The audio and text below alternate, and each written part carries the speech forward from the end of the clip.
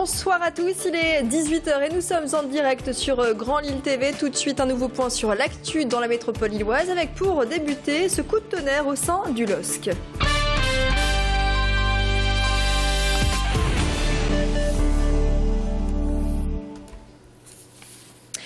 Et oui, l'annonce a fait l'effet d'une bombe hier soir, eh bien parce que le gardien du LOSC, Michael Landreau, part définitivement du club. Il a trouvé une décision à l'amiable. Le contrat est donc cassé entre Michael Landreau, en poste depuis juin 2009, depuis un peu plus de 3 ans et demi, et les dirigeants du club, notamment Rudy Garcia et Frédéric Paquet, le directeur général adjoint du LOSC. Michael Landreau s'est expliqué cet après-midi sur ce départ prématuré, cette rupture de contrat en pleine saison au sein du LOSC. Il a tenu une conférence de presse au stadium de Villeneuve-d'Ascq. Écoutez ce qu'il a déclaré à la presse. Je me voyais terminer ma carrière à Lille. Et j'étais venu à Lille pour terminer ma carrière. Donc m'arrêter comme ça, non. Après, compte tenu des événements, je pense que c'est plutôt être responsable que d'assumer la situation, de ne pas en faire une affaire d'argent, d'en faire une affaire sportive, d'en faire une affaire de conviction et d'envie d'apporter le maximum que je peux apporter, à la fois en tant qu'homme et en tant que sportif. Et à travers l'échange que j'ai eu aussi avec le président hier soir, j'ai aussi été touché de ce qu'il m'a dit. C'est qu'il y a 2 mots, l'homme et le sportif. Et 3 ans et demi, c'était quelque chose de super. Donc moi, ça me va très bien d'avoir cette réflexion-là et de pouvoir le gérer de cette manière-là.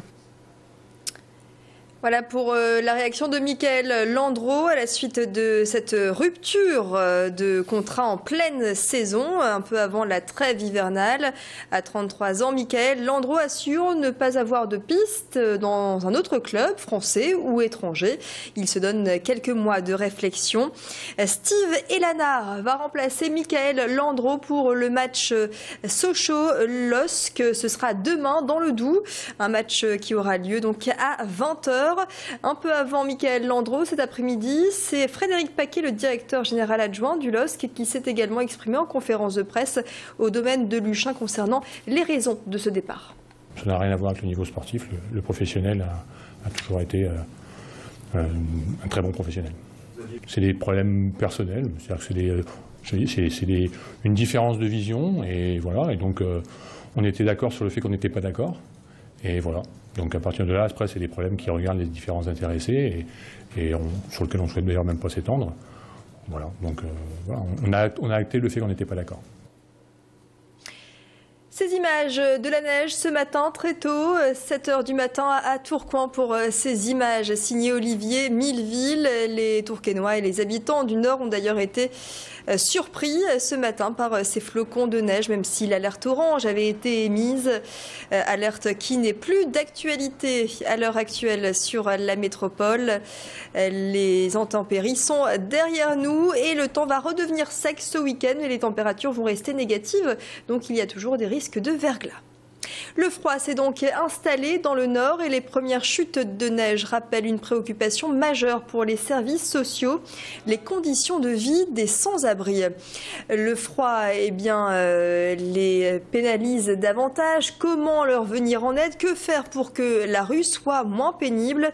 Le camion des Restos du Cœur sillonne les rues de Lille à la recherche de personnes en difficulté pour apporter une aide alimentaire, un soutien psychologique. Céline Huret a rencontré quelques-uns de ses bénéficiaires. Ils nous aident beaucoup au niveau des gens de la rue. Il y a du monde, et il y a du monde un peu sur l'île qui compte sur les restos. Ils sont super sympas, ils nous reconnaissent, ils nous appellent par nos prénoms. Au fur et à mesure des années, on se connaît, les équipes sont les mêmes. Ça rassure, à savoir qu'on a à manger tous les jours, l'hiver, ça rassure. La famille du Vélil s'agrandit. Elle accueille 2 petits nouveaux, le Vélil électrique et le Vélil pliant. 250 vélos électriques sont disponibles à la location dans les maisons et les relais Vélil. Ils sont équipés d'un moteur qui facilite le pédalage, une assistance écolo et économique. Le Vélil pliant, quant à lui, va pouvoir être testé avant d'être déployé de manière plus massive au printemps prochain. Il promet un pliage rapide et facile. Les Vélil électriques et les Vélil pliants ont la même image que les Vélil classiques en longue durée qui ont été lancés en septembre dernier, 2011. Ils sont noirs avec des jupes rouges, mais le Vélil électrique propose le panier amovible au niveau du guidon. Il a un système évidemment de fonctionnement de la batterie, de l'assistance électrique qui est très simple. Le Vélil pliant, lui, bénéficie d'un petit porte-bagages à l'arrière et il se plie très rapidement. Tous les deux sont disponibles et accessibles avec un cadenas U pour les sécuriser lorsqu'on les stationne dans un abri ou sur un arceau. Voilà, donc à tester prochainement si vous êtes de passage dans la métropole lilloise. 18h passées de 6 minutes sur Grand Lille TV. Tout de suite, on fait un point sur les prévisions météo de votre week-end. Également un point sur le trafic routier. Et puis dans 10 minutes à 18h15, un flash spécial consacré au Téléthon, puisque vous le savez, le Téléthon a débuté aujourd'hui. Il se poursuit jusqu'à demain en faveur de la recherche contre les myopathies et les maladies rares. Restez avec nous sur Grand Lille TV.